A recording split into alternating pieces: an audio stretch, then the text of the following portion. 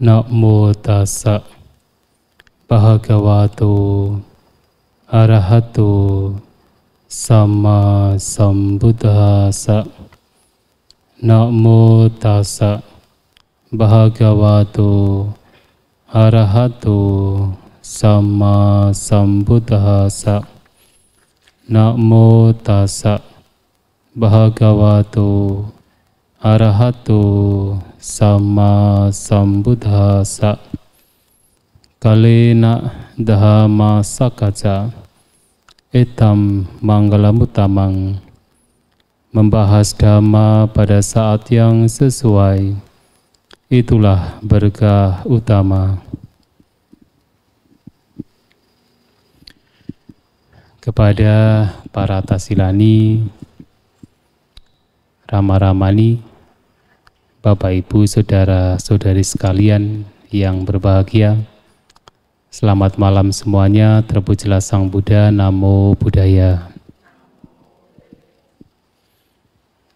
Malam hari ini sesuai dengan apa yang telah dijadwalkan adalah Dhamma Sakacca, yang tentunya tidak hanya saya sharing Dhamma, tetapi juga dilanjutkan dengan tanya jawab sesuai dengan temanya adalah Dhamma Sakacca, pembahasan Dhamma.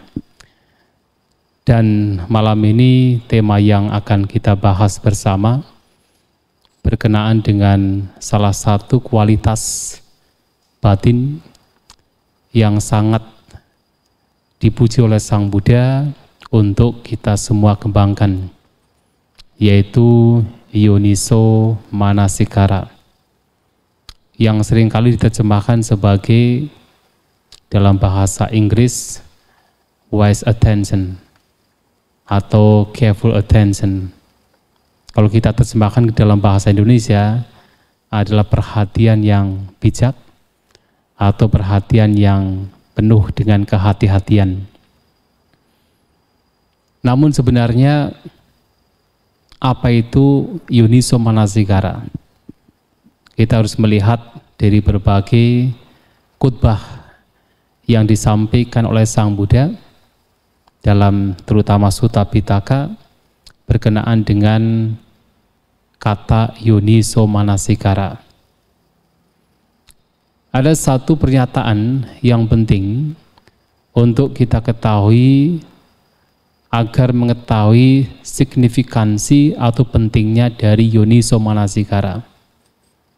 Pernah Sang Buddha menyampaikan, seperti halnya terbitnya matahari yang diawali dengan fajar di ufuk timur sebagai tanda pertamanya, demikian pula seseorang mempraktikkan jalan mulia berunsur 8, jalan yang membawa kepada pembebasan dari segala bentuk duka penderitaan, itu semua juga diawali dari Yoniso Manasikara. Artinya, tanpa memiliki Yoniso Manasikara, maka mustahil seseorang mempraktikkan jalan mulia berunsur 8. Dan dengan kata lain, juga mustahil seseorang bisa terbebas dari segala bentuk kotoran batin, terbebas dari segala bentuk penderitaan. Dan ini juga ditegaskan oleh Sang Buddha dalam salah satu khutbah, Sabha Sawasutta. Beliau menyatakan, Passato bhikkhave janato asawakayang wadami, no apassato no ajanato. Wahai para biku, saya katakan bahwa hancurnya asawa, hancurnya kotoran batin adalah bagi ia yang melihat dan bagi ia yang mengetahui, dan bukan untuk ia yang tidak melihat dan tidak mengetahui. Dan dilanjutkan, yang dimaksud dengan melihat dan mengetahui di sini adalah seseorang yang melihat dan mengetahui apa itu yoniso manasikara, apa itu ayoniso manasikara. Jadi ada dua, yoniso manasikara, ayoniso manasikara. Hanya dengan mengetahui ini, ada kemungkinan seseorang untuk bisa menghancurkan segala bentuk kasawa, segala bentuk kotoran batin. Tanpa mengetahui ini, tanpa mengetahui apa itu yoniso manasikara, maka mustahil seseorang bisa melenyapkan segala bentuk kotoran batin. Itulah kenapa yoniso manasikara ini sangat penting untuk kita ketahui. Dan sesungguhnya apa itu yoniso manasikara? Yang tadi kalau kita terjemahkan sesuai dengan bahasa Inggris adalah perhatian yang bijak. Jadi manasikara adalah perhatian, sedangkan yoniso adalah bijak. Sebenarnya kata manasikara itu sendiri artinya dari dua kata, manasi dan kara, atau manasa dan kara. Kara itu melakukan atau perbuatan, sedangkan manasi adalah dengan pikiran, perbuatan dengan pikiran. Nah, tetapi kenapa diterjemahkan sebagai perhatian? Ada kalanya Sang Buddha menyampaikan satu kata, satu kalimat. Ketika beliau sedang atau akan membabarkan dhamma, biasanya beliau akan mengawali untuk memberikan perhatian bagi terutama para siswanya atau peringatan kepada para siswanya, beliau akan mengawali. Sadukang bikawe sunata, manasik karota basisami. Nah, manasik karota, sadukang bikawe sunata, dengarkan wahai para biku dengan baik. Manasik karota, perhatikan dengan baik. Basisami, saya akan berbicara. Artinya manasik karota, dari kata manasik kara, itu perhatian. Akan tetapi dalam kitab ulasan, termasuk dalam kitab Milinda Panha, ada satu karakteristik untuk mengetahui apa itu yoniso manasikara. Karakteristik dari yoniso manasikara adalah uhana. Uhana lakhana manasikara. Uhana lakhana yoniso manasikara. Jadi karakteristik dari yoniso manasikara adalah uhana. Uhana artinya pemikiran, pertimbangan, termasuk tentu di dalamnya adalah perhatian. Ketika batin kita memikirkan, batin kita mempertimbangkan, itu adalah manasikara. Ketika memikirkan, mempertimbangkan, memperhatikan secara bijak, itu disebut yoniso manasikara. Sementara ketika seseorang mempertimbangkan, memikirkan, memperhatikan sesuatu dengan tidak bijak, disebut sebagai ayoniso manasikara. Lantas bagaimana untuk mengetahui bahwa ini adalah pertimbangan yang bijak? Yoniso manasikara, ini adalah pemikiran yang bijak, perhatian yang bijak, yoniso manasikara, dan ini adalah perhatian, pemikiran, pertimbangan yang tidak bijak, ayoniso manasikara. Nah, Sang Buddha menyampaikan, ketika seseorang sedang memikirkan sesuatu, memperhatikan sesuatu, mempertimbangkan sesuatu, objek tertentu, dan ketika itu dilakukan, ternyata kotoran batin yang belum muncul, itu muncul.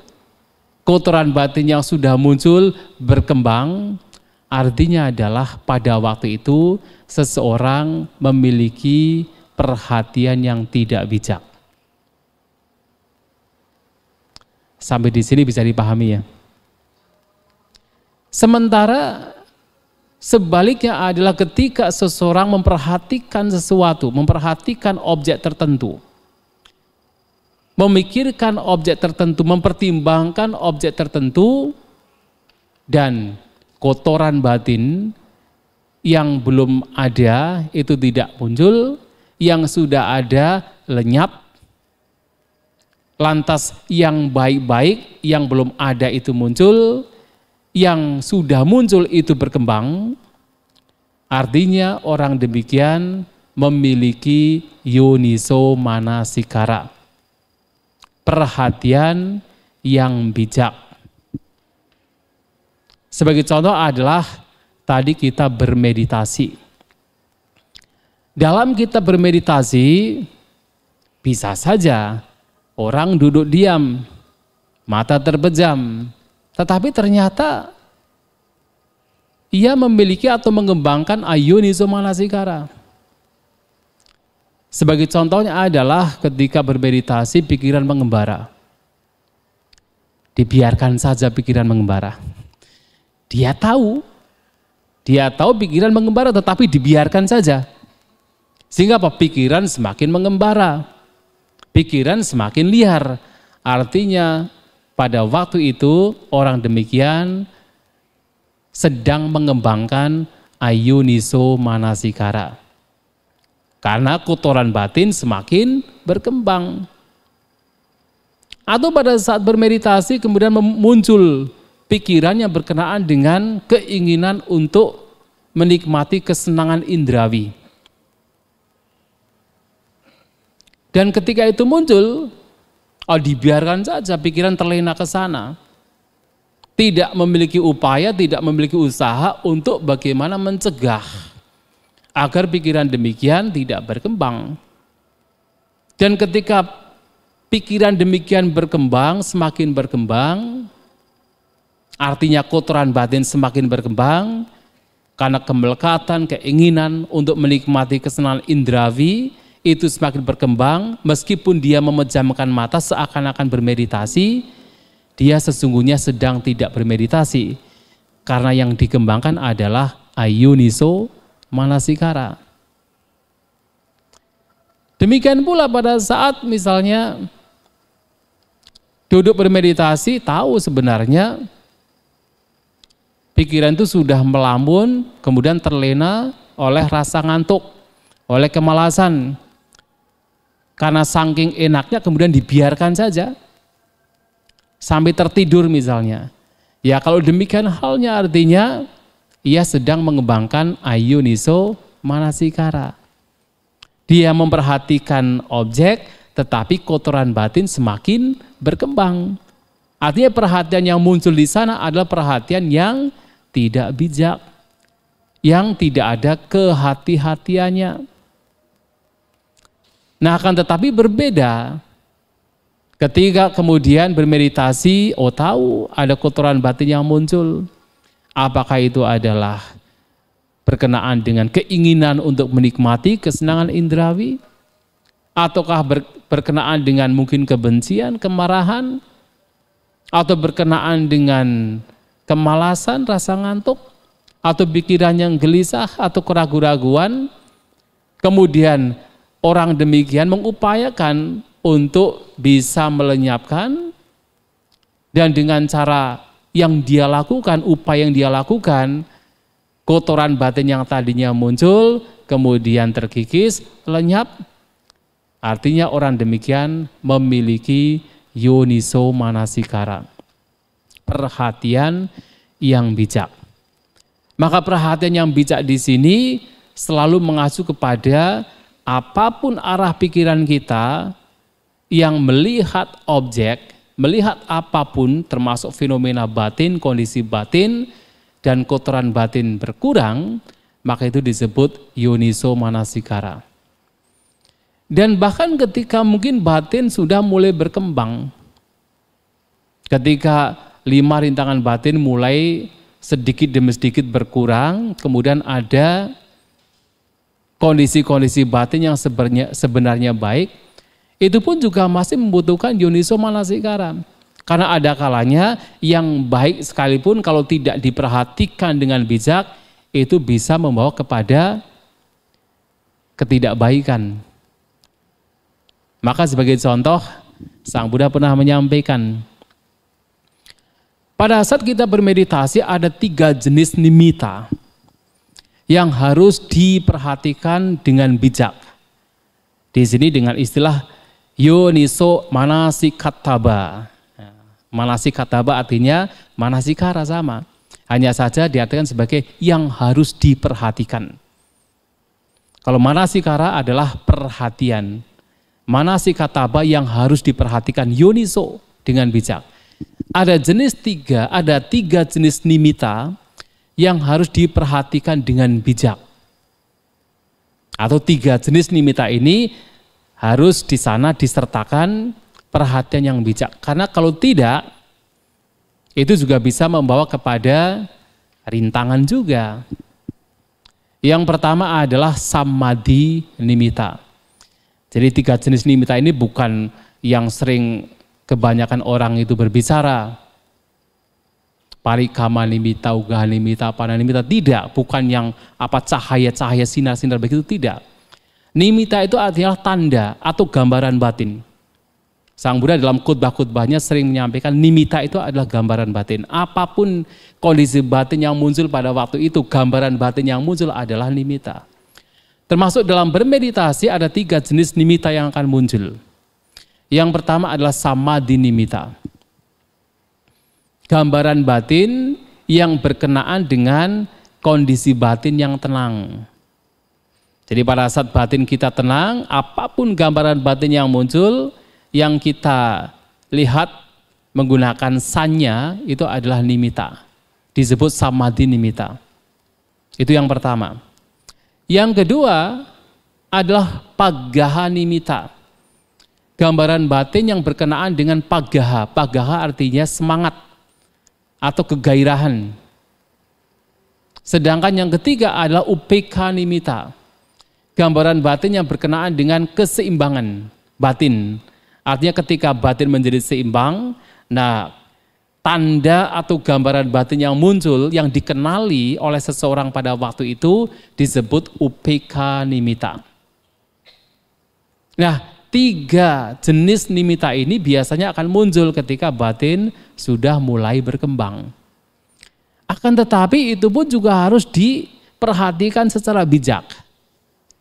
Kenapa? Karena kalau tidak diperhatikan secara bijak, ketika seseorang terseret, terlena oleh samadhi nimitta atau gambaran batin yang dikenali berkenaan dengan batin yang tenang, Sang Buddha menyampaikan, di sana akan memunculkan yang disebut kosaja.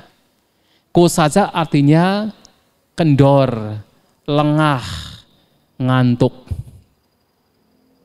Sering kan Bapak Ibu kalau pas meditasi sudah jasmani rileks, batin tenang, kemudian muncul rasa ngantuk. Sebenarnya ketika batin rileks, jasmani tenang, itu bagian dari karakteristik dari samadhi. Jadi karakteristik dari samadhi adalah membawa batin menjadi tenang, jasmani menjadi rileks. Tetapi kalau seseorang terlena di sana, maka yang muncul adalah rasa ngantuk. Bahkan bisa tertidur. Maka ketika samadhi nimitta ini muncul, ketika ketenangan sudah mulai muncul, harus diperhatikan dengan bijak. Memperhatikan dengan bijak adalah bertujuan supaya ketika ketenangan muncul, seseorang atau seorang yogi tidak terseret oleh ngantuk. Karena kalau tidak diperhatikan secara bijak, saking enaknya, terlalu enaknya, sudah bablas menjadi ngantuk. Itu sering kali terjadi. Kenapa orang datang ke wihara begitu duduk langsung tertidur? Kenapa di wihara kan tenang? Tempatnya tenang, silence, semua orang juga duduk dengan tenang. Nah karena tenang dan tidak diperhatikan secara bijak, yaitu membawa kepada rasa ngantuk. Kos saja. Nah kemudian ketika dalam bermeditasi, muncullah semangat, muncullah kegairahan, itu disebut paggaha. Termasuk kalau misalnya muncul pitik kegiuran, itu juga bagian dari pagaha. Dan ketika itu tidak diperhatikan secara bijak, itu pun juga bisa memunculkan alih-alih semangat yang muncul itu berguna, tetapi ketika berlebihan karena terlalu bersemangat, terlena oleh semangat, kemudian kegelisahan akan muncul. Uddaca akan muncul. Maka harus diperhatikan secara bijak agar kegelisahan tidak muncul karena pagaha nimitta.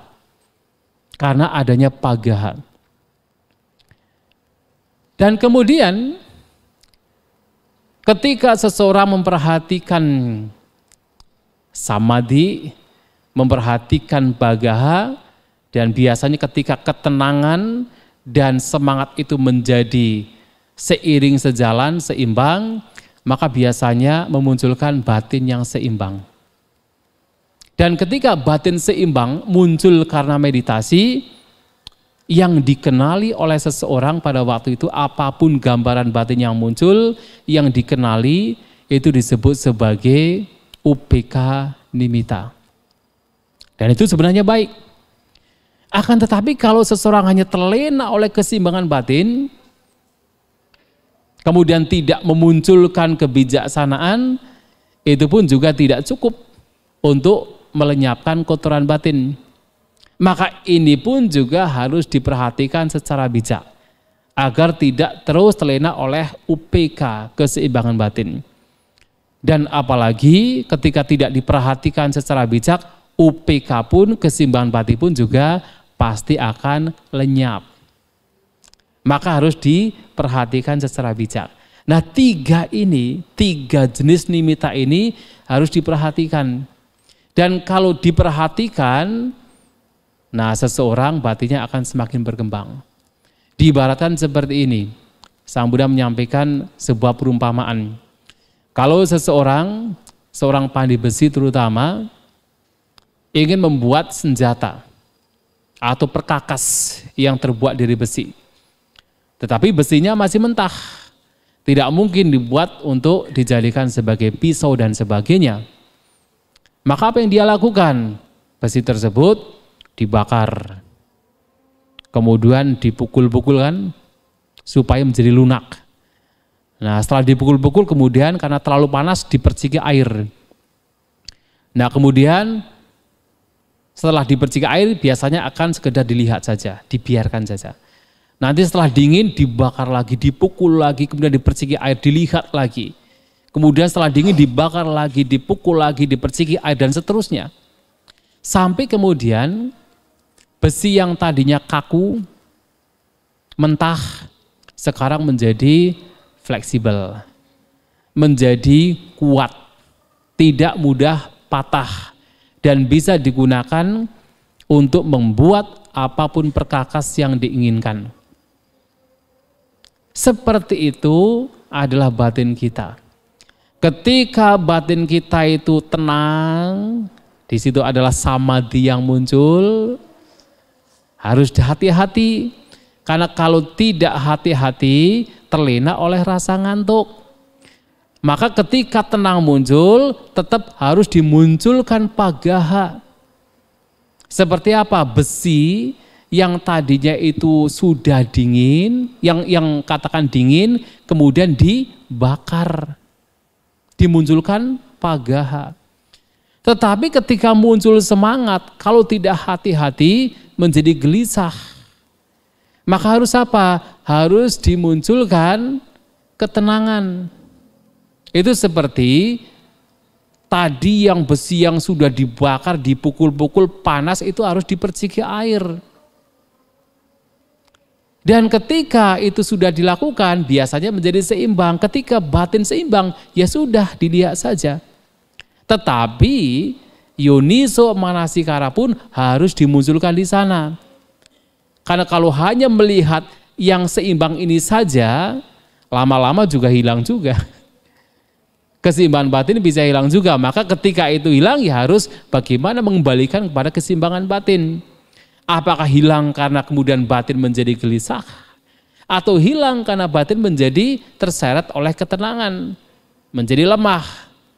Sehingga kemudian harus dimunculkan apa yang harus dimunculkan pada waktu itu. Dan itu terjadi kalau seseorang memiliki yoniso manasikara, perhatian yang bijak.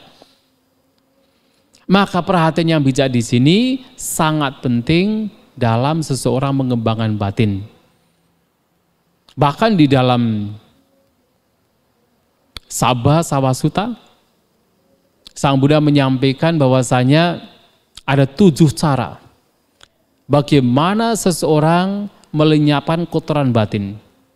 Dan 7 cara ini muncul karena seseorang memiliki yoniso manasikara, perhatian yang bijak. Sekali lagi, perhatian yang bijak adalah ketika seseorang memperhatikan objek, fenomena tertentu, kotoran batin itu menjadi lenyap. Nah, ketika seseorang melakukan 7 cara ini untuk melenyapkan kotoran batin, orang demikian artinya memiliki perhatian yang bijak. Yoniso manasikara. Yang pertama adalah dasana paha tabasawa. Ada berbagai macam kotoran batin yang harus dilenyapkan dengan cara dasana. Dasana itu adalah pandangan yang terang. Dasana itu adalah kata lain dari vipassana. Kalau di negara seperti Sri Lanka biasanya jarang menggunakan istilah vipassana, tetapi menggunakan istilah vidarsana.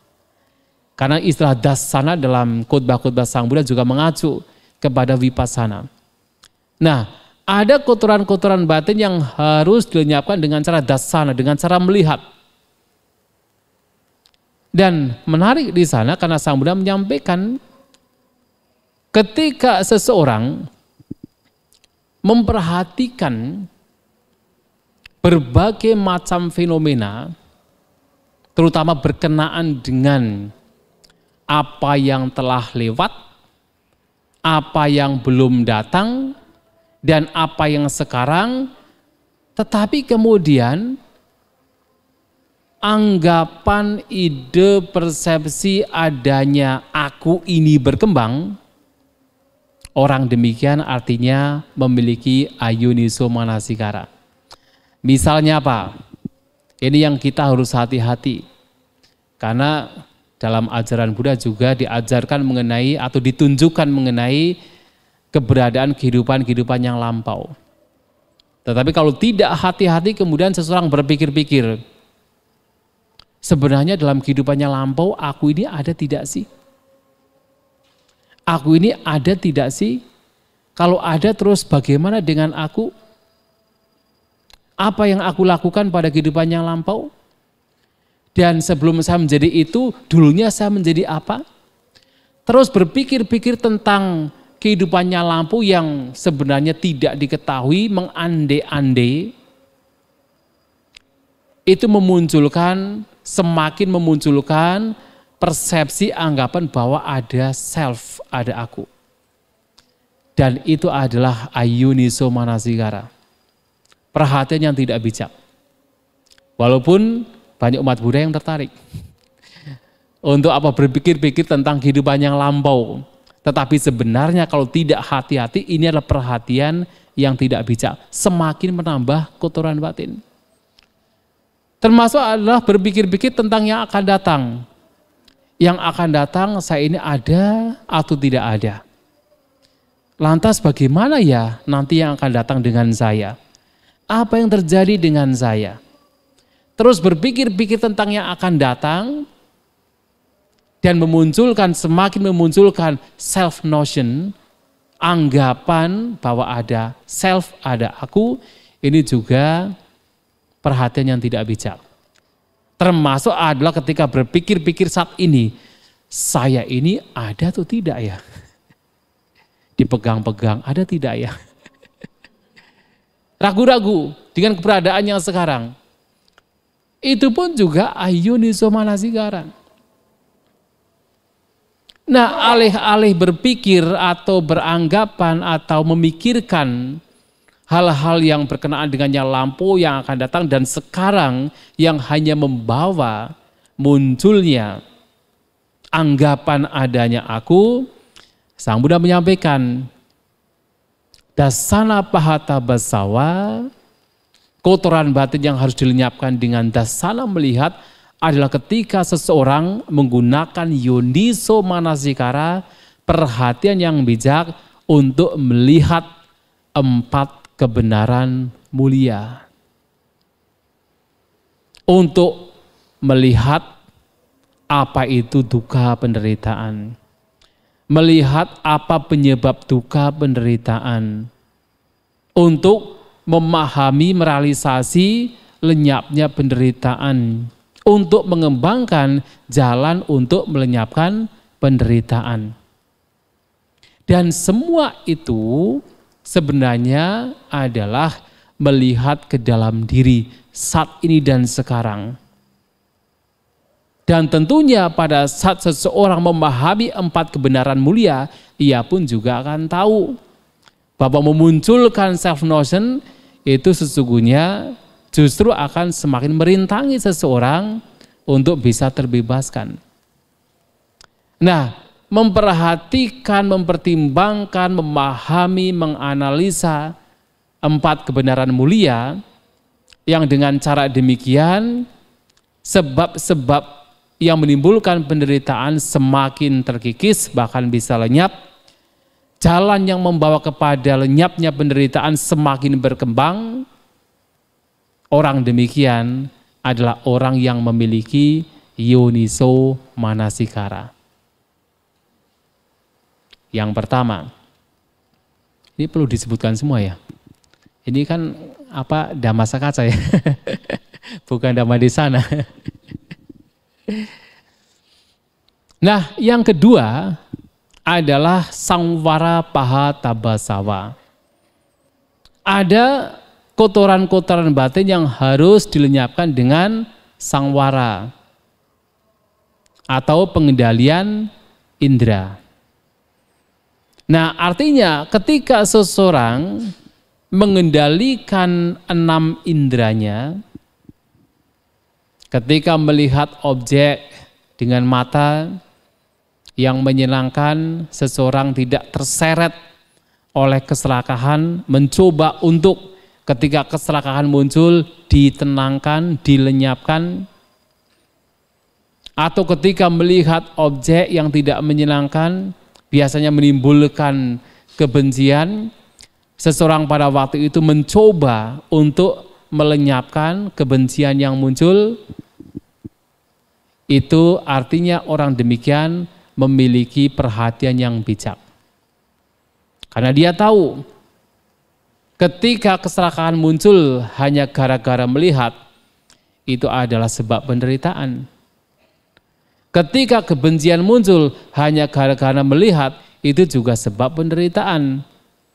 Dia mengetahui demikian, maka dia mengupayakan untuk melenyapkan apapun kotoran batin yang muncul pada saat ia melihat. Itu adalah bagian dari indriya sangwara.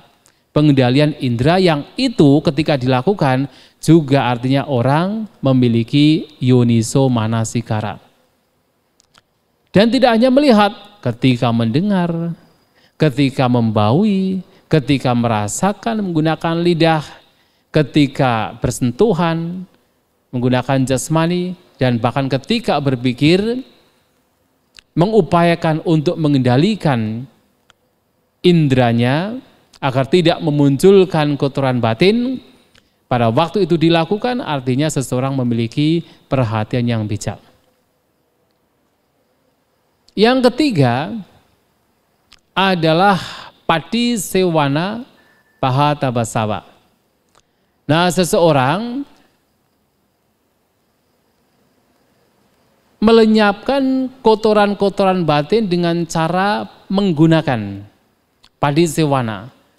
Menggunakan di sini adalah terutama adalah menggunakan 4 kebutuhan pokok.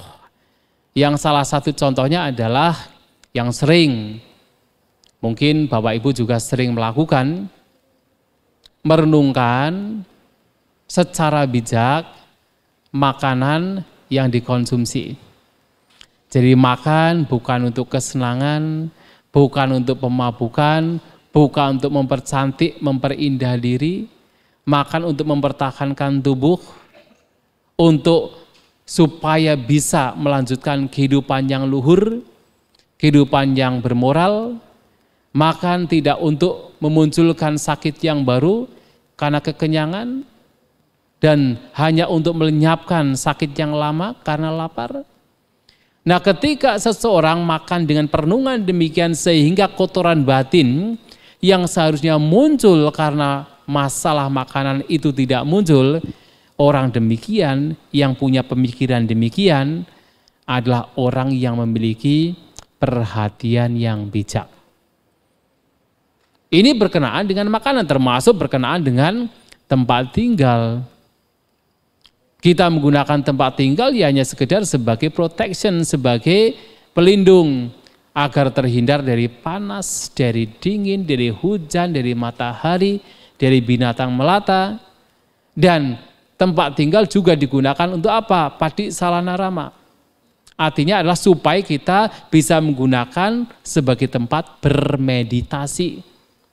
Padi salana artinya pengasingan, artinya untuk meditasi.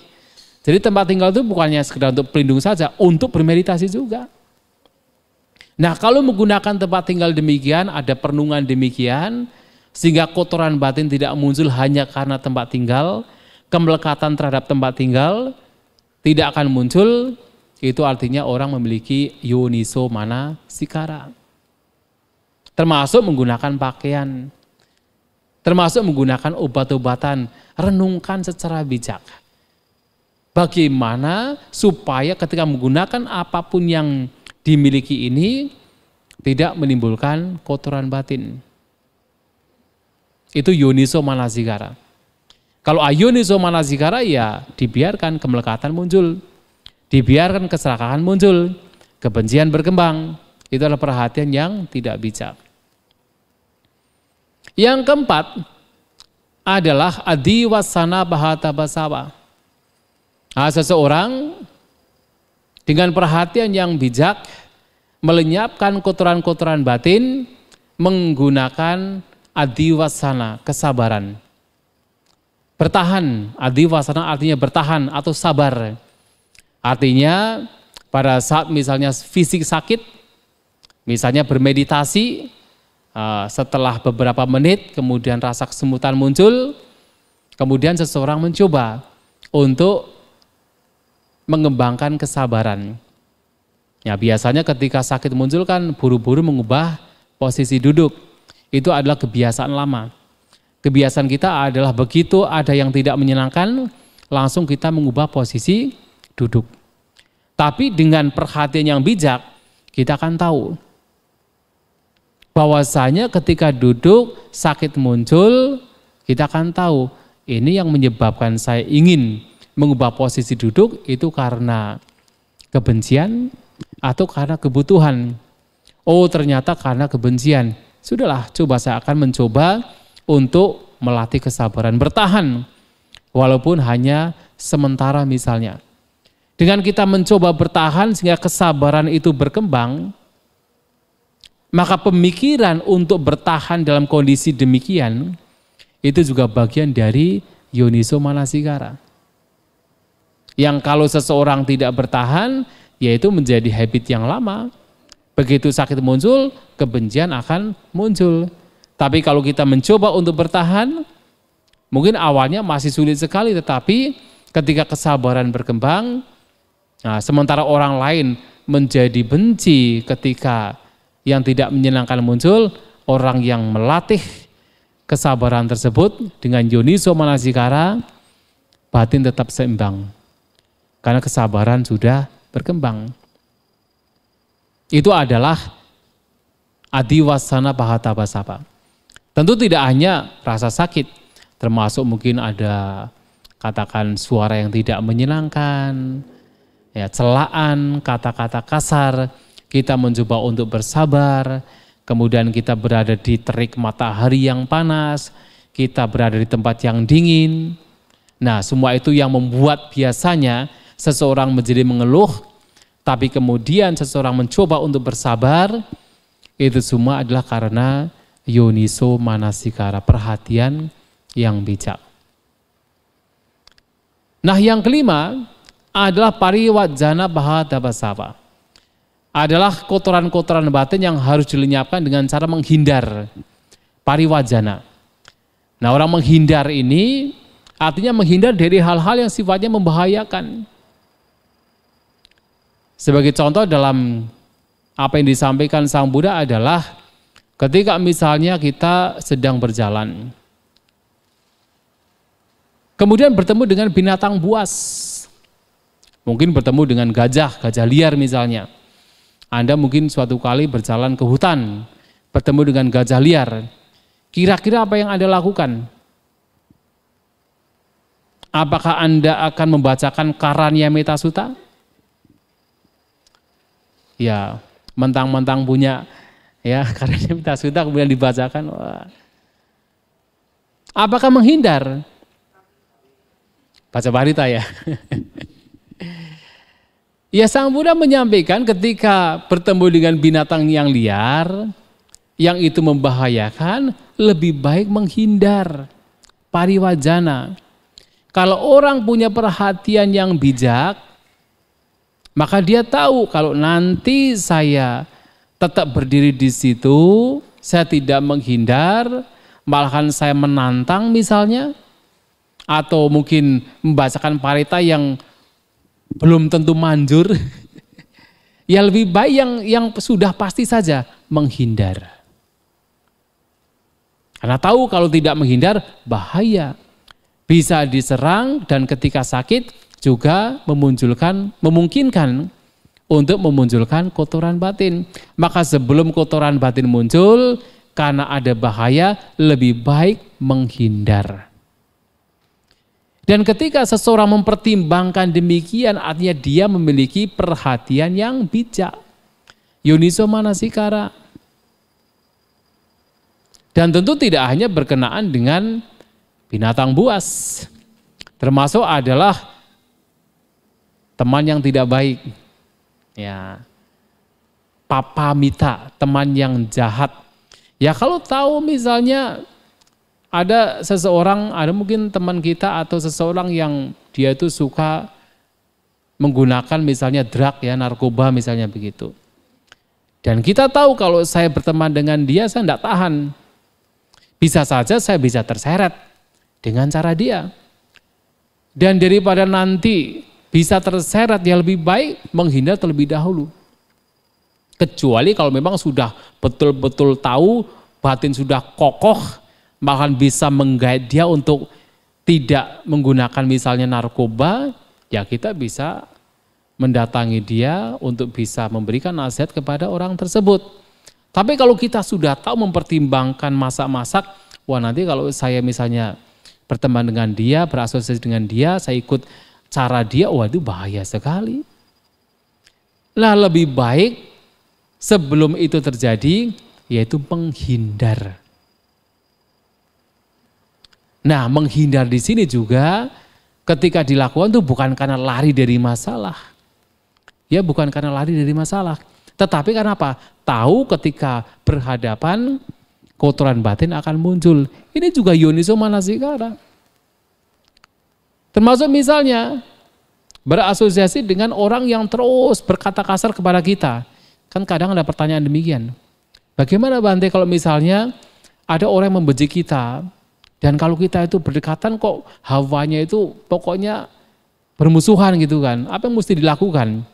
Ya memang kalau bisa bersabar, yaitu adiwasana, itu bagus. Bisa bertahan di sana, bersabar di sana, itu bagus. Tapi kalau ternyata dipikir-pikir, dipertimbangkan, wah belum bisa Bante. Kalau saya berada di sana terus, rasa benci itu kuat sekali muncul. Belum bisa untuk batin menjadi seimbang. Kesabaran saya belum bisa bertahan di sana. Ya sudah, cara yang kedua bisa dilakukan. Pariwajana. Menghindar. Nanti kalau sudah batinnya tenang, sudah siap, baru kemudian bisa berdekatan lagi. Intinya adalah melihat ke dalam batin. Kira-kira nanti ini memunculkan kotoran batin atau tidak. Kalau masih memunculkan kotoran batin, ya kita harus melakukan cara. Dengan salah satunya pariwajana menghindar. Kalau itu dilakukan, artinya Anda memiliki yoniso manasikara. Nah, yang keenam adalah winodana, bahatabasawa.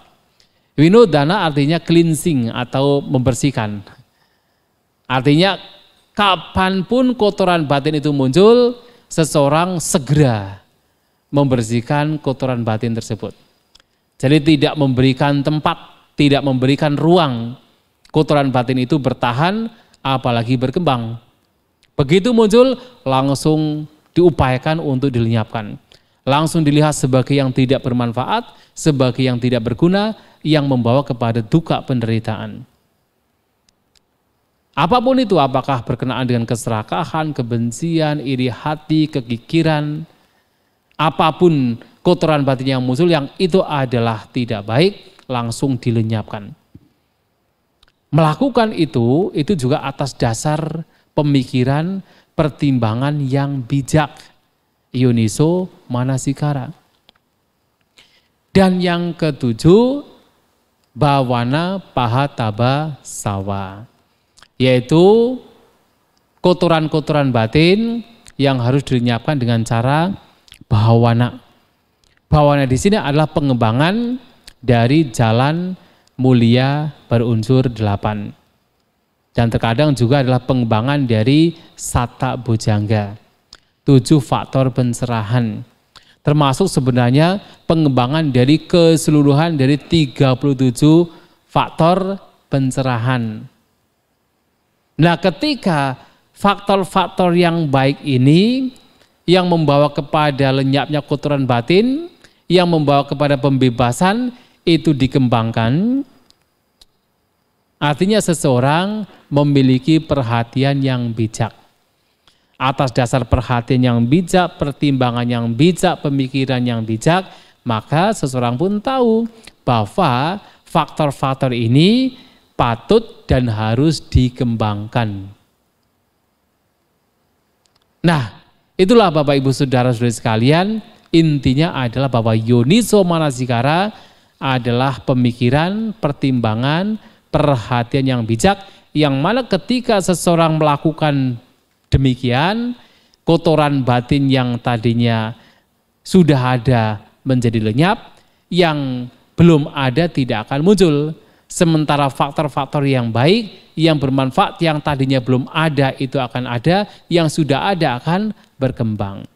Sementara harus hati-hati ketika melakukan sesuatu, mempertimbangkan sesuatu, memperhatikan sesuatu, oh ternyata kotoran batin yang belum ada itu malahan muncul, yang sudah ada menjadi berkembang. Yang baik-baik yang tadinya sudah ada itu lenyap, yang belum ada tidak akan muncul.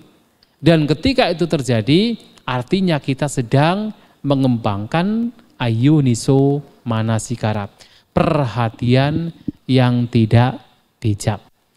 Maka karena itulah Bapak Ibu Saudara saudari sekalian, yoniso manasikara sangat penting untuk kita kembangkan, karena pada akhirnya menjadi satu instrumen agar seseorang bisa melenyapkan kotoran batin.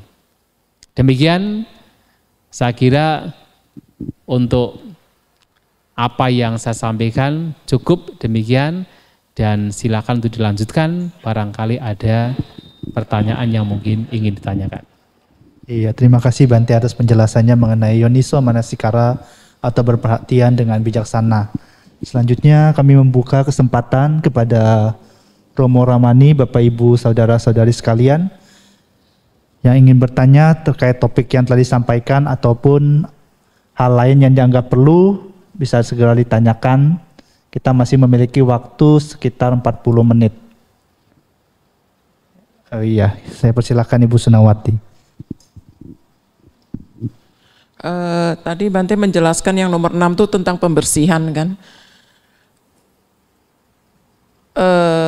Pada saat kekotoran batin muncul, kita tahu itu mungkin tidak baik apa. Tetapi kalau kita langsung menolaknya karena kebijaksanaan dan kekuatan batin kita belum tinggi, itu saya rasa tidak segampang itu, malah semakin kita menolak, kekuatan itu malah lebih besar gitu. Ini sepengetahuan saya Bante ya. Misalnya ada sesuatu yang kita tidak senang dan kita tahu itu tidak baik bagi kita, kita tekan-tekan, itu malah kekuatan di bawah sadar itu semakin lama semakin besar, dan suatu saat pada saat kondisinya pas dia akan lebih kuat. Dan tolong Bante jelaskan pembersihan seperti apa yang membuat supaya ini betul-betul bersih, bukan bersih yang tipu-tipu gitu loh. Makasih Bante. Iya, Sang Buddha kan mengajarkan Dhamma dengan berbagai macam cara. Aneka pariyayena dhamma buta bhagavata. Dhamma dibabarkan Sang Buddha dengan berbagai macam cara. Termasuk kotoran batin pun juga dilenyapkan dengan berbagai macam cara. Tidak harus satu-satunya cara. Misalnya dengan cara seperti tadi, begitu kotoran batin muncul, dicoba untuk dilenyapkan atau ditekan kok tidak bisa, ya bisa dengan cara yang lain. Misalnya salah satu caranya adalah dengan sekedar penyadaran. Karena ada kalanya begini juga, tanpa disadari kalau tidak hati-hati, ketika muncul sesuatu yang tidak menyenangkan atau kotoran batin, kemudian tanpa disadari kita memunculkan kebencian terhadap kotoran batin tersebut. Artinya bukannya atau alih-alih kita melenyapkan kotoran batin, maka memunculkan kotoran batin yang baru karena kebencian tersebut. Nah, oleh sebab itu ada juga cara lain yang dilakukan dengan cara sekedar sadar, menyadari. Jadi ada istilah kalau di dalam, ya ini para guru meditasi menggunakan istilah bare attention, perhatian yang apa adanya, atau bare awareness, kesadaran murni atau kesadaran apa adanya, atau kesadaran pasif. Artinya ketika ada hal yang tidak menyenangkan, termasuk mungkin kotoran batin yang muncul, seseorang hanya sekedar menyadari. Dia tidak kemudian terlena oleh kotoran batin tersebut, tetapi juga tidak menolak, tidak membencinya, karena dia tahu ketika terlena tentu menambah kotoran batin yang baru, barangkali keserakahan yang baru, kebencian yang baru. Tapi kalau dia menolak, buru-buru dia menolak tanpa disadari, bisa memunculkan kebencian yang baru. Maka dia hanya sekedar menyadari kotoran batin yang muncul sampai itu kemudian lenyap. Nah, ini disebut sebagai kesadaran pasif. Tetapi ingat bahwa kesadaran pasif di sini pun juga itu muncul karena apa? Kebijaksanaan. Karena pemahaman, pengertian yang tadi disampaikan. Kalau melekat itu adalah keserakahan, terlena oleh dengan hal yang tidak menyenangkan atau kotoran batin misalnya, itu adalah keserakahan. Tapi kalau kemudian menolak, itu bisa menimbulkan kebencian. Suka dan tidak suka muncul di sana. Maka seseorang sekedar menyadari, penyadaran demikian juga muncul dari sebuah kebijaksanaan. Dan kalau itu dilakukan, itu juga sangat baik. Dan sebenarnya ketika menggunakan Vinodana Pahata Basawa pun juga harus dengan kebijaksanaan. Jadi paling tidak orang itu memahami bahwasanya apapun kotoran batin yang muncul itu pasti itu tidak berguna, itu tidak bermanfaat. Itu menimbulkan penderitaan. Dengan pemahaman seperti ini, ia tidak entertaining. Jadi dia itu tidak kemudian terseret, terlena, atau ikut terus mengikuti kotoran batin yang muncul, karena dia tahu ini tidak bermanfaat. Sebagai contoh adalah ketika bermeditasi, kemudian pikiran kita mengembara. Pada waktu mengembara, seseorang yang terbiasa dengan katakan melihat ke dalam batin akan tahu dengan pengalaman dia, ternyata pikirannya mengembara ini kalau diikuti itu tidak akan pernah ada endingnya. Akan terus, itu nggak akan pernah, tidak mungkin ada endingnya kalau diikuti. Maka karena pengalaman yang dia pahami, dia ketahui, dia menjadi bijaksana karena itu, maka dia begitu pikiran mengembara langsung dipotong. Jadi tidak ada katakan penyelidikan dan sebagainya, langsung dipotong. Karena dia tahu dari pengalaman dia dari kebijaksanaan dia, ini tidak akan pernah ada endingnya. Maka begitu mengembali sudah langsung kembali kepada objek meditasi. Nah ini winodana pahatabasawa yang seperti ini juga muncul karena kebijaksanaan. Ya memang kalau pengertian, pemahaman kita masih kurang, itu bisa menimbulkan kebencian yang baru. Maka kita bisa menggunakan cara yang lain. Tetapi lama-kelamaan dari pengalaman yang kita alami, yang kita mengalami sendiri, lama-kelamaan juga akan tahu. Pokoknya apapun kotoran batin, apapun itu dengan 1001 macam alasan apapun untuk membenarkan kotoran batin, itu membawa kepada penderitaan.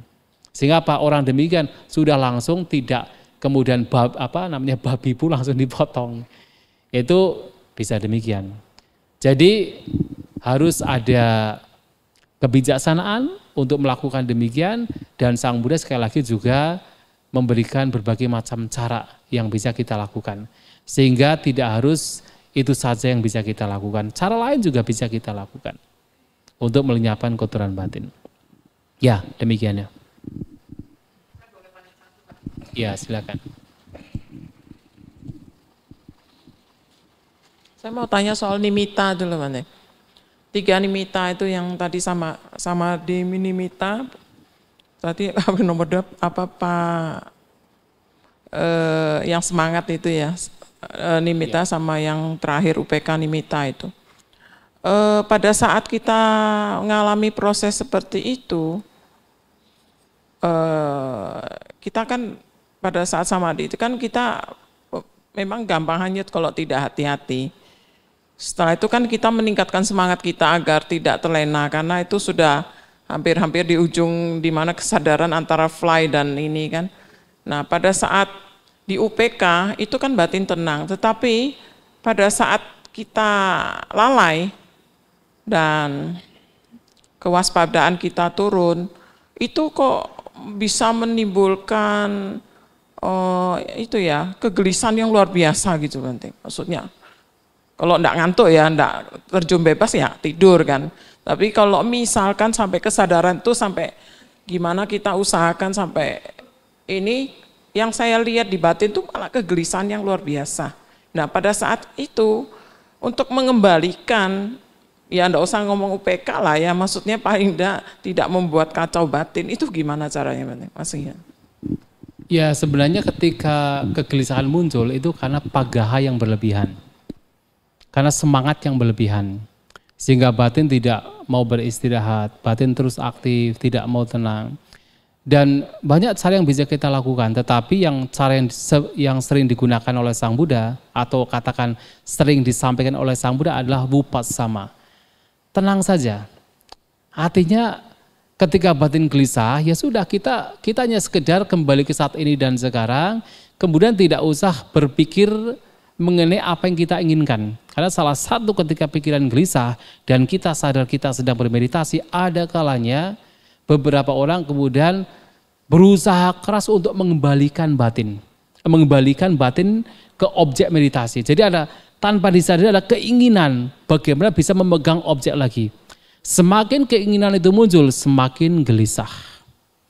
Maka ketika itu terjadi, ada kalanya kita hanya sekedar diam saja. Bahkan tidak usah berpikir tentang objek meditasi. Diam saja.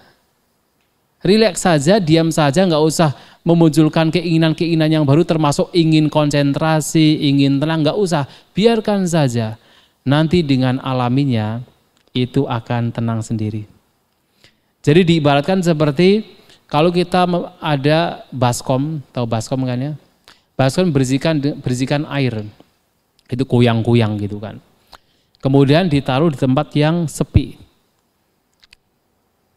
Tapi masih goyang-goyang, airnya masih goyang-goyang. Agar airnya itu tidak goyang-goyang, setelah diletakkan di tempat yang sepi, apa yang kita lakukan? Apakah kita tepuk-tepuk, tenang ya? Gak bisa kan? Ya sudah, biarkan saja. Biarkan diam saja, nanti akan diam sendiri. Justru kalau kita memunculkan keinginan supaya terkonsentrasi, tenang kembali, itu semakin gelisah. Seperti air yang goyang-goyang tersebut ditepuk-tepuk supaya tenang, nggak bisa. Dilihat saja tetapi bahkan terkadang tidak usah dilihat. Pokoknya tenang saja, rileks saja. Kalau memang bisa. Kalau tidak bisa pun nggak usah berpikir tentang objek meditasi. Sekedar sadar saja. Betul, sekedar sadar, nggak usah memunculkan keinginan, bahkan keinginan untuk kembali kepada objek, ingin konsentrasi, ingin tenang, nggak usah. Sekedar sadar saja. Biarkan itu akan tenang dengan sendirinya. Kalau kita memunculkan keinginan, justru itu akan menambah kegelisahan. Maka Sang Buddha menyampaikan, ketika batin kita gelisah, jangan munculkan 3 hal. Yang pertama adalah penyelidikan, Dhammavicaya. Yang kedua adalah wirya, semangat. Yang ketiga adalah kegairahan, piti, kegiuran.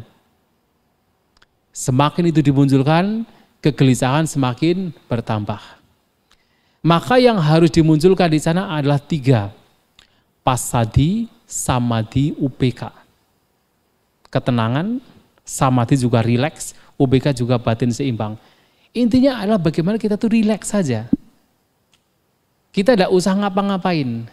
Kita tidak usah memunculkan kegairahan, keinginan untuk ini dan itu. Penyelidikan juga tidak usah. Yang penting sudahlah kita tenang saja, rileks saja, dibiarkan sekedar sadar saja, nanti kemudian akan tenang sendiri. Nah kalau sudah tenang sendiri nanti objek yang kita perhatikan itu akan juga terasa lagi, akan muncul lagi. Nah itu yang bisa kita lakukan. Pagaha. Untuk menenang, yang tadi ini berkenaan dengan 7 faktor pencerahan. Ya kan, jadi ada passaddhi, samadhi dan upeka. Itu 3 yang terakhir. Sedangkan 3 sebelumnya itu Dhammavicaya, wirya, piti. Dan ada yang pertama yaitu sati, perhatian. Nah sati ini harus muncul di semua kondisi. Sementara yang 6 ini ada kalanya itu dimunculkan, ada kalanya ditenangkan. Tergantung situasi dan kondisi yang berbeda-beda. Demikian ya. Ya, selanjutnya ya, belakang ada. Oh ya.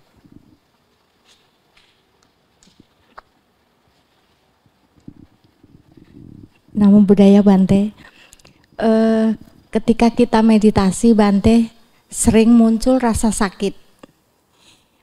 Rasa sakit itu kita munculkan sati atau kita menolak gitu loh Bante.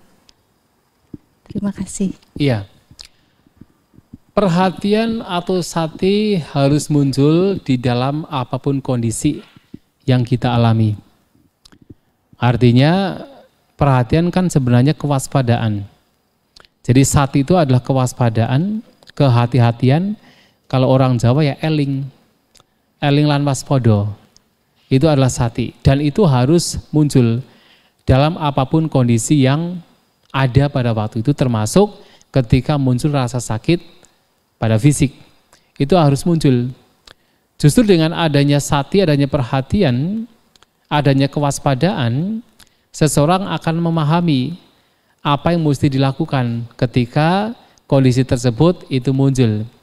Termasuk ketika sakit muncul, dia menjadi paham, dia tahu penyebab mengapa dia sakit, termasuk dia pun tahu. Karena biasanya ketika sakit muncul kan langsung ingin mengubah posisi duduk kan. Dia tahu apakah saya mengubah posisi duduk itu atas dasar memang butuh atau memang karena kebencian. Oh ternyata ini karena kebencian, karena ketidaksukaan dengan sakit fisik. Dan ketika diketahui karena dia punya sati, punya perhatian, maka dia juga akan tahu bahwa ketika itu muncul karena kebencian dan mengubah posisi, itu sebenarnya adalah kebiasaan yang lama. Kita punya kebiasaan demikian, selalu menutupi penderitaan dengan kesenangan baru. mengubah posisi duduk misalnya, itu kesenangan baru. Nah, penderitaan tidak mau dilihat. Tetapi kemudian ketika ada perhatian, nah dia tahu, wah ini justru dengan kondisi demikian, ini adalah kesempatan bagi saya untuk melatih kesabaran. Maka cobalah barang beberapa saat, mungkin 2, 3, 4, 5 menit bertahan, mungkin sampai 10 menit bertahan. Untuk apa? Melatih kesabaran. Nah, dalam bertahan di sini, apa yang bisa kita lakukan? Kita bisa memperhatikan yang pertama, sakit fisiknya. Kita bisa memperhatikan di sana, atau kita bisa memperhatikan yang kedua, adalah gejolak pikiran yang muncul. Ketidaksukaan, keinginan untuk mengubah posisi duduk kita perhatikan. Kita mencoba untuk bersabar, mencoba untuk tenang, mencoba untuk seimbang. Tidak terseret oleh kebencian. Begitu muncul, kita mencoba untuk menenangkan gejolak pikiran yang muncul, emosi yang muncul, kita tenangkan. Atau mungkin ketika rasa sakit muncul, tidak hanya tidak suka terhadap rasa sakitnya, atau kondisi pada waktu itu yang memang tidak menyenangkan, bisa saja tidak suka dengan yang di depannya lagi meditasi. Mungkin kalau tadi misalnya sakit muncul karena beberapa saat kita bermeditasi, wah ini kok kenapa bantainya lama sekali ya meditasinya, saya udah ada tahan ini. Nah, kebencian yang muncul yang demikian itu juga bisa disadari, diperhatikan, ditenangkan. Nah, dengan cara melakukan demikian, ia memiliki sati perhatian, memiliki yoniso manasikara, perhatian yang bijak, sementara kesabaran akan berkembang, ketenangan berkembang, keseimbangan batin bisa berkembang. Walaupun seandainya hanya melatih, mungkin bisa bertahan hanya 5 menit, sudah mending.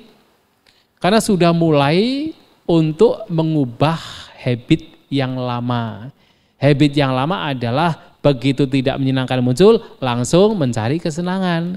Sekarang paling tidak adalah mencoba untuk walaupun sementara untuk menghadapi. Walaupun tidak bertahan sampai berakhir misalnya, sudah itu lebih baik. Nanti kekuatan dari habit yang baru ini untuk bersabar, untuk tetap tenang seimbang, itu juga akan semakin berkembang. Ya, itu yang harus kita lakukan. Ya, begitu ya. Ya, silakan yang selanjutnya.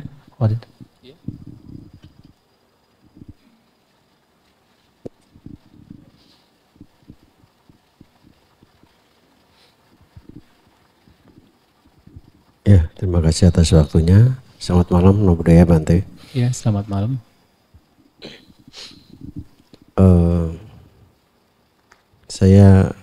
Kesimpulan saya Bante terhadap yoniso manasikara ini kan kita berusaha untuk tidak memunculkan pikiran-pikiran buruk yang melalui perhatian yang bijak tadi. Ya mungkin juga dalam meditasi itu ada sama wayama Bante ya, saya berusaha untuk tidak memunculkan pikiran buruk. Koda buruk kalau sudah muncul kita berusaha lenyapkan.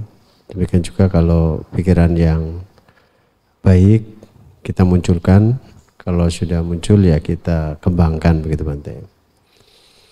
Mungkin tadi Bante kalau pemikiran saya ya ini sebenarnya cukup dalam saya mengenai penjelasan Bante ini, dan mungkin bagi seorang meditator, bagi seorang yang menjalani kehidupan babajita seperti Bante atau mungkin teman-teman yang sering melatih meditasi ini memang mudah kelihatan Bante tentang pikirannya bijak ini. Demikian juga Bante tadi menjelaskan tentang bagaimana menjalankan ketika seorang biku merenungkan terhadap 4 kebutuhan pokok begitu kan. Ya memang seorang biku ini kan hidupnya sangat sederhana, itu sangat minimalis lah katakanlah begitu.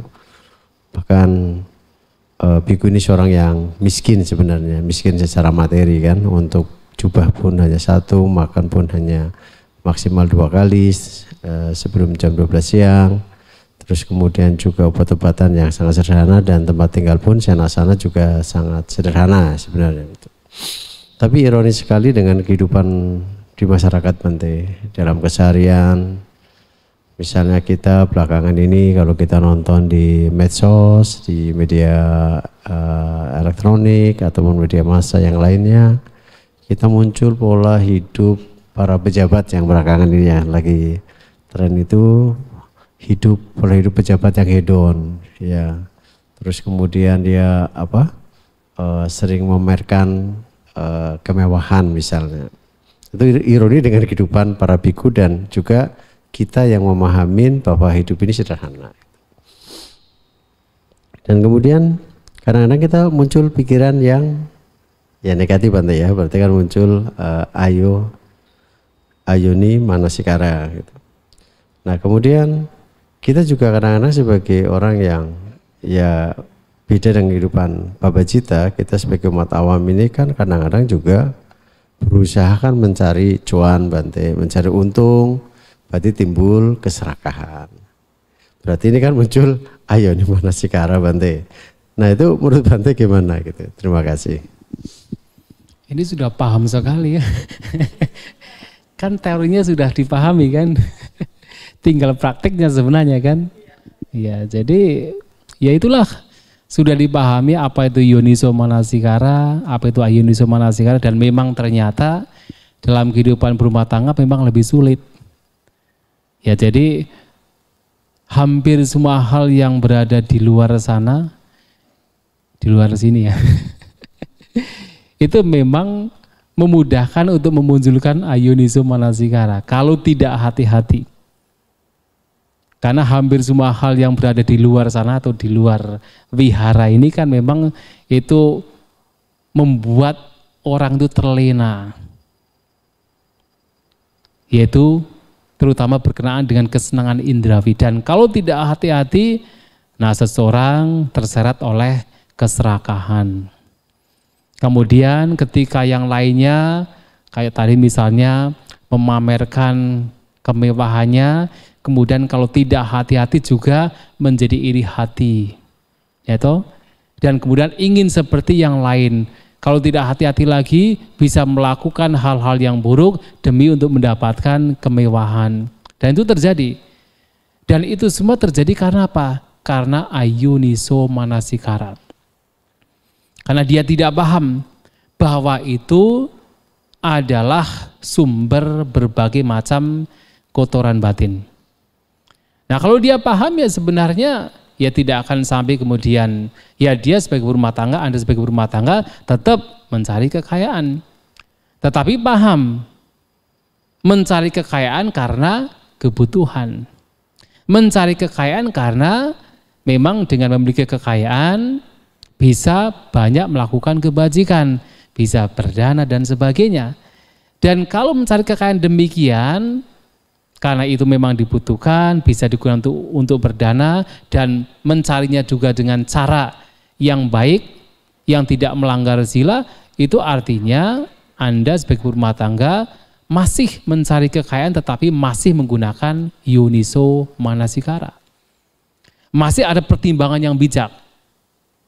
Artinya mencari kekayaan tetapi tidak sampai menimbulkan hal-hal yang buruk, termasuk kotoran batin muncul. Dan ketika menggunakan kekayaan pun juga tidak kemudian menggunakan dengan sampai dimabukkan oleh kekayaan tersebut. Sampai kemudian pamer-pamer kekayaan. Itu kan dimabukkan sebenarnya karena tidak ada yoniso manasikara.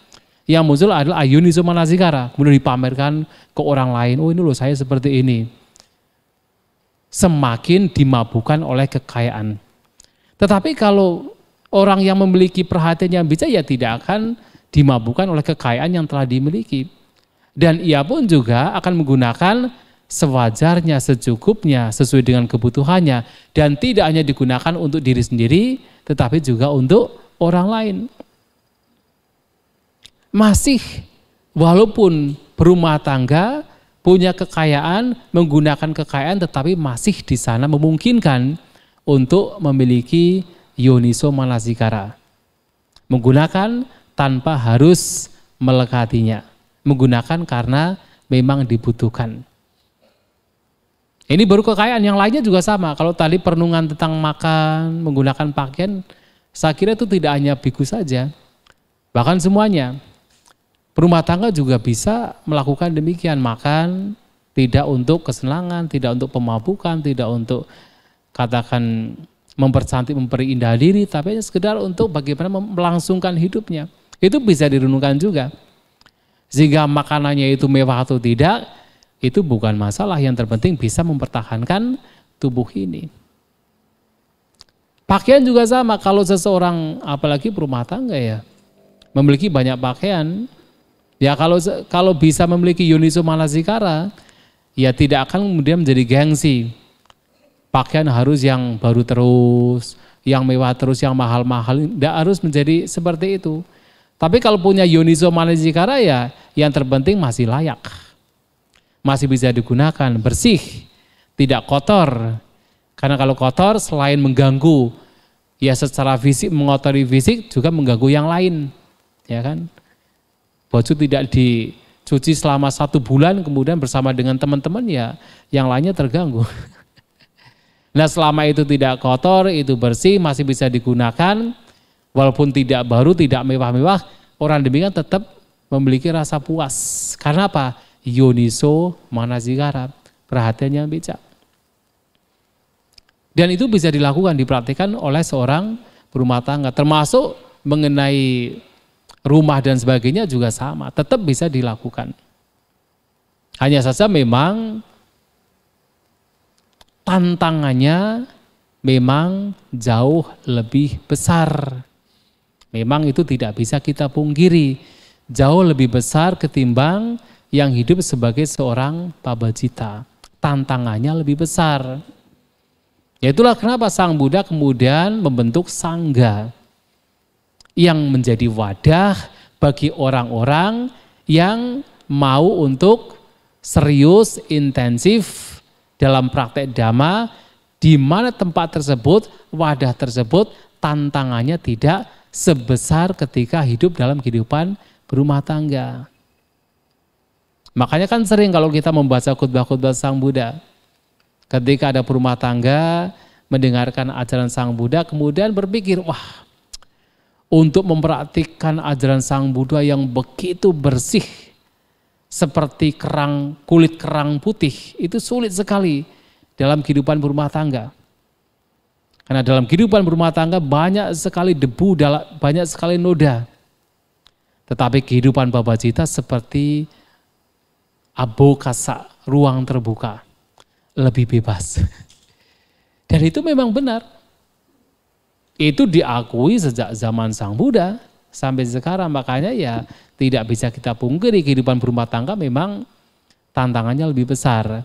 Memungkinkan untuk memiliki ayoniso manasikara itu memang lebih besar ketimbang dalam wadah kehidupan, dalam kehidupan sangka. Tetapi bukan berarti kemudian tidak bisa, tetap bisa dipraktikkan. Dan setelah kita mengenal Dhamma, sebenarnya ya kita sudah merupakan orang-orang beruntung. Paling tidak kita sadar dulu. Kalau Romo Padma kan tadi kan sudah paham sekali kan, oh ini yoniso manasikara, ini ayoniso manasikara, itu sudah sangat bagus. Tinggal apa? Setelah punya pandangannya benar, nah tinggal kemudian praktiknya, kan itu saja. Ya saya kira demikian ya.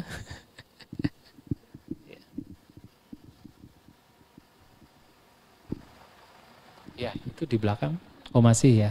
Ya silakan nanti setelah ini ya. Ya, makasih Bante. Ya memang itu benar Bante, bahwa tantangan kita sebagai berumah tangga ya memang lebih besar. Kadang-kadang di lingkungan kerja Bante, begini, saya kadang-kadang mengagumi atau kita belajar lah, ada beberapa biku yang praktek tangga, misalnya sudah puas dengan memakai jubah yang terbuat dari kain pembungkus mayat misalnya. Itu kadang-kadang menginspirasi saya untuk ya hidup sangat sederhana gitu. Tapi kenyataan tantangan di masyarakat nggak bisa gitu Bante. Misalnya saya ke sekolah gitu, punya baju dinas. Saya pakai yang sudah 20 tahun yang lalu yang kadang-kadang sobek saya sobek saya jahit gitu. Kepala sekolah menanyain, nggak ada kah baju lebih baik kan begitu. Terus saya pakai sepatu yang, walaupun saya punya sepatu yang layak gitu. Saya pakai kadang-kadang sepatu yang ya sudah sobek, saya jahit-jahit gitu loh. Karena kita ingin mempraktekkan hidup sederhana gitu. Tapi kenyataan ya nggak bisa Bante gitu ya. Pasti dapat teguran gitu. Walaupun ya bukan maksudnya tidak cuci, kita cuci bersih ya, kita ya kasih wangi-wangi sedikit lah gitu kan supaya tidak terganggu. Tapi orang melihat loh, kok kayak orang miskin betul ini lah, sebagai lembaga pendidikan ya pakai baju yang pantas begitu loh Bante. Karena bisa terjadi itu Bante. Nah itu satu Bante. Yang kedua ini tentang meditasi sedikit Bante. Kalau melaksanakan meditasi, kadang kita meditasi berapa kali saya ikut retreat misalnya Bante. Kemudian tadi Bante kan ada prosedurnya kan, langkah-langkah itu ada mulai tahapannya, ada mulai Vitaka, Wicara, Piti, Sukha, Ekagata. Ketika objek sudah kita tangkap, terus kemudian muncul misalnya, kalau misalnya objek perut, kembang apisnya perut, kemudian kok menjadi tubuh ini menjadi hilang. Kemudian hanya perut aja kita merasakan semua hitam. Demikian ketika kita pernapasan, kita hanya merasakan hidung aja. Tapi perasaan menjadi tenang, tenang sekali. Nah itu seharusnya bagaimana Bante? Saya pernah tanya ke Bante Utamo, Bante saya begini, Bante Utamo jawabnya gampang. Ya itu meditasi baru kelas TK katanya begitu. Ya artinya cuma saya nggak bisa ngembangkan Bante. Kalau begitu kita sudah merasakan tadi seperti misalnya kalau kita pakai pernapasan anapanasati dengan hidung itu jadi kita hilang gitu. Tapi kita merasa nyaman sekali. Bahkan kita bisa duduk 1 jam 2 jam itu nggak terasa begitu. Nah itu selanjutnya bagaimana Bante langkahnya? Terima kasih. Iya, untuk yang pertama, hidup sederhana itu tidak harus mengenakan pakaian compang-camping. Tetapi lebih kepada puas dengan apa yang sekarang saat ini kita miliki. Dan bukan berarti juga kita menjadi berbeda dari yang lain. Tidak. Kan itu adalah urusan tidak hanya sekedar apa yang tampak, tapi apa yang ada dalam batin kita. Kita puas, kita tidak memunculkan tanha, tidak memunculkan nafsu keinginan yang tidak terkendali, tapi kita puas dengan apa yang kita miliki. Dan orang yang demikian juga tidak kemudian menjadi berbeda dalam artian dia tetap bijaksana. Bijaksana sesuai dengan kondisi situasi yang memang berbeda-beda. Ya Romo Padma sebagai seorang katakan kerja di kedinasan, ya memang ya harus menyesuaikan lah di tempat pekerjaannya. Jangan kemudian supaya kelihatan sederhana atau ingin mempraktikkan kesederhanaan kemudian berbeda, ya tidak demikian. Ya kalau demikian nanti misalnya mereka yang pramugari di pesawat nanti pakainya compang-camping gimana? Ya malahan tidak disukai oleh penumpangnya kan, bisa dipecat kan. Nah itu semua adalah kebutuhan. Jadi bukan berarti hidup sederhana itu kemudian berbeda dari yang lain, tetapi lebih kepada menyesuaikan dengan situasi dan kondisi sewajarnya. Jadi sewajarnya. Ada kalanya, ini kadang juga ada orang bertanya ke saya, Bante, saya kan seorang businessman, yang kadang-kadang kalau saya misalnya dengan teman bisnis gitu kan, kalau saya ingin berteman atau berbisnis dengan orang lain, kalau saya bawanya misalnya mobil yang biasa saja, itu nggak akan dipercaya. Dan saya harus membawa mobil yang mewah supaya saya juga dipercaya bahwa saya itu orang punya duit gitu kan. Lah bagaimana, bukankah itu seperti orang yang hidup dalam kemewahan? Ya saya katanya tidak, itu tergantung dari mindset kita.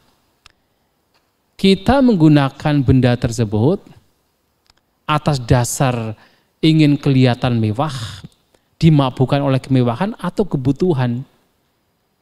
Kalau itu memang dibutuhkan sebenarnya tidak ada masalah. Memang dalam situasi kondisi tersebut memang dibutuhkan. Termasuk ketika misalnya menjadi seorang pramugari ya memang harus bersih. Bahkan dia harus atau macak juga kan, merias diri juga kan. Bahkan ada yang bertanya, Bante bisa enggak? Kalau saya ingin mempraktikkan atas sila, 8 sila, tapi saya sebagai seorang pramugari yang saya harus merias diri, Apakah kemudian bisa ditolerir? Ya saya katakan, kalau bisa, ya untuk waktu itu tidak merias diri, tetapi tanyakan kepada perusahaan aturannya bagaimana. Boleh tidak merias diri. Kalau bisa, bagus sekali. Di hari uposatha mempraktikkan 8 sila, ternyata masih bisa sebagai katakan bekerja, sebagai pramugari di hari itu, tetapi juga tidak merias diri. Tapi kalau tidak bisa, ya sudah nggak apa-apa merias diri, tetapi tujuannya bukan untuk mempercantik diri. Ini adalah memang tugasnya, ini adalah pekerjaannya. Nah kalau demikian, tidak ada masalah. Karena semuanya pada akhirnya adalah niat kita. Niat kita adalah untuk menghias diri atau tidak. Niat kita adalah untuk demi kemewahan atau tidak. Itu adalah niat batin kita. Betul-betul itu tulus dari batin kita, bukan dibuat-buat. Bukan hanya sekedar ucapan, tapi memang tulus dari batin kita. Nah kalau demikian halnya ya tidak ada masalah. Ya jadi sederhana tetap sewajarnya juga. Kemudian yang kedua, mengenai meditasi ketika batin sudah tenang dan objek meditasi juga sudah tampak dengan lebih jelas, yaitu sudah. Artinya tinggal ikuti saja. Jadi tidak perlu kemudian kita mencari-cari yang lain. Kalau batin sudah tenang, objek juga sudah terlihat dengan jelas, ya sudah tinggal mengikuti. Apapun yang terjadi ke depannya ya sudah ikuti saja. Apakah itu nanti orang mengatakan itu berkembang atau tidak, kalau itu memang betul-betul batin sadar saat ini dan sekarang, ketenangan juga muncul, objek juga terlihat dengan jelas, yaitu urusan orang lain mengatakan ini dan itu. Yang penting saya tahu pada waktu itu batin tidak berkeliaran, batin tenang, objek juga terlihat dengan jelas dan tinggal mengikuti saja. Jadi demikian ya. Ya. Silakan. Ya, pertanyaan terakhir. Mungkin satu lagi ya. Pertanyaan terakhir untuk sesi kali ini.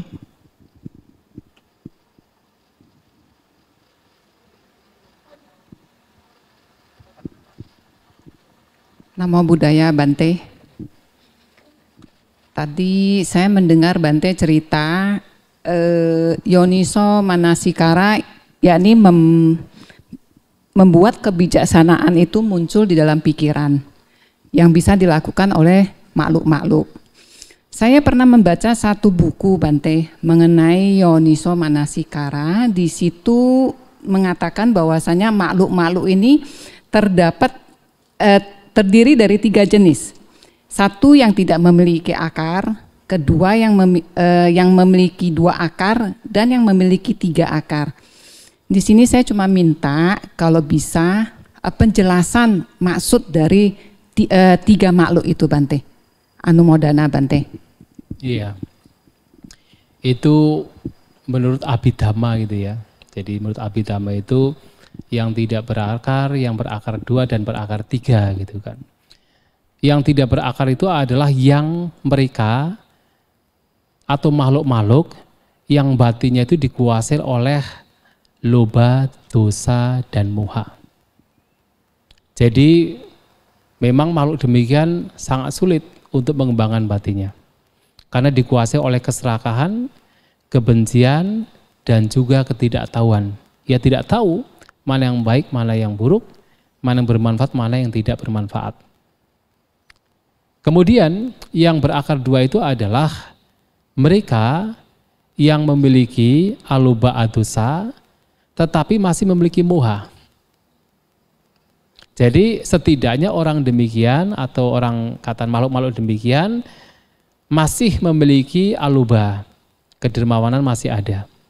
Masih memiliki adosa, cinta kasih masih ada, tetapi kebodohannya masih tebal.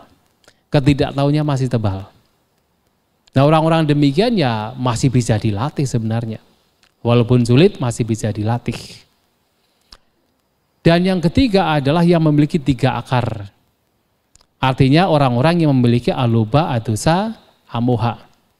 Jadi ia memiliki bibit aluba, kedermawanan juga ada, adosa, ketidakbencian atau katakan cinta kasih sayang juga ada, dan dia juga memiliki kebijaksanaan. Amoha, artinya dia tahu mana yang bermanfaat, mana yang tidak bermanfaat, mana yang merugikan, mana yang tidak merugikan, mana yang patut dikembangkan, mana yang harus ditinggalkan, dia tahu. Nah, orang yang memiliki kebijaksanaan demikian, apalagi ditambah kebijaksanaan berkenaan dengan 4 kebenaran mulia, adalah orang yang paling tidak memiliki amoha atau bibit, katakan walaupun itu adalah belum berkembang sepenuhnya, paling tidak adalah memiliki akar amoha, artinya memiliki akar kebijaksanaan. Nah, orang yang memiliki 3 akar ini itu orang-orang yang masih mudah untuk bisa dilatih. Nah, lantas di mana letak dari Yoniso Manasikara? Ya, orang yang memiliki 3 akar ini, orang yang memiliki, yaitu yang terakhir amoha, adalah orang yang memiliki Yoniso Manasikara, orang yang memiliki perhatian yang bijak. Dia adalah orang yang bijaksana, sehingga orang demikian juga memiliki akar amoha. Nah, sekarang umat Buddha kadang-kadang, maaf saja, ada tidak sedikit umat Buddha yang sudah pesimis terlebih dahulu. Kita ini adalah orang yang hanya berakar 2 doang. Mungkin ada yang lebih pesimis lagi, kita ini mungkin tidak punya akar sama sekali. Itu pesimis sekali, padahal kalau kita perhatikan umat Buddha yang belajar Dhamma, dia suka datang ke wihara, suka berdana, dia juga menghindari pembunuhan, dia juga memahami sedikit banyak tentang 4 kebenaran mulia, Padicca Samuppada. Dia tahu ini adalah penderitaan, tahu kotoran batin adalah penyebab penderitaan. Bisa dikatakan banyak di antara kita itu sebenarnya juga memiliki 3 akar. Karena kita punya bibit amoha. Kita punya pemahaman, punya pengertian, paling tidak kita tahu. Kalau umat Buddha yang betul-betul belajar, setidaknya tahu bahwa ada kemungkinan untuk keluar dari penderitaan. Ada jalannya, kita tahu. Bahkan kita tahu bahwa ini yang kita alami sekarang, yang mungkin kebanyakan orang, kebanyakan makhluk sebagai kebahagiaan, ini pun juga bagian dari penderitaan. Dan banyak umat Buddha tahu seperti itu.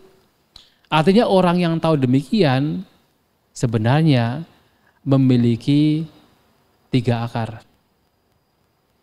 Karena kalau kita bandingkan di dunia ini, berapa sih banyak yang tahu bahwa ada kemungkinan untuk terbebas dari penderitaan? Jarang sekali yang tahu. Dari berapa miliar orang di alam manusia, berapa sih? Sangat sedikit kan?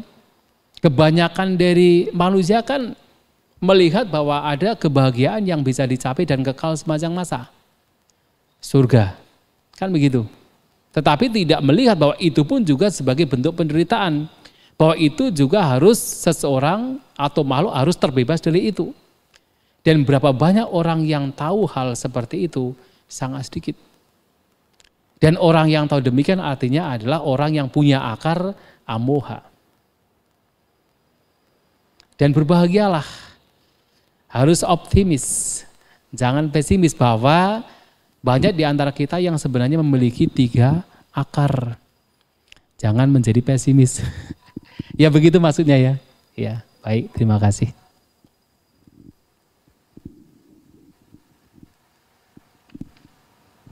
Ya, Anumodana Bante atas Dhamma Sakaca yang telah disampaikan.